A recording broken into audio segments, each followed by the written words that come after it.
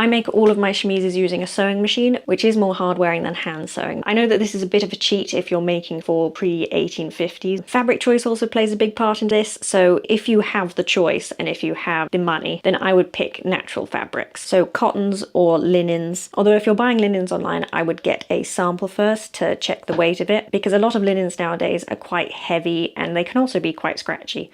So I would just buy a sample and double check that it's something that you'd be comfortable wearing against your skin. Another thing to be aware of is weak points. These weak points might not be obvious when you're first wearing them, but after a few wears you will understand where parts of the chemise are pulling. So in this 1840 chemise, the weak point here is the join between the main body of the chemise and this corset flat part. So this bit did start to tear after a while, and I probably could have avoided that if I'd done some decorative stitching at this point here before it started to rip. Also at the crotch point of any of my combinations, I put a little tacking stitch about 10 inches down, I think, which is what Jean Honeysett recommends in period costumes for stage and screen, just to preserve your modesty. But because your legs are the things that move the most, that point becomes quite a point of strain. Of course, it depends on the style of chemise you're wearing, but just keep an eye out for weak points, and if you can, reinforce them before they become a problem. Another construction note to mention, and this is just because it's from personal experience, if you have any ruffles, don't leave an open top on them, especially on chemises. So I made this princess line chemise very early on, and it has these ruffles along the bottom that just have these flappy down bits. And in these bits that do fall down, they're just full of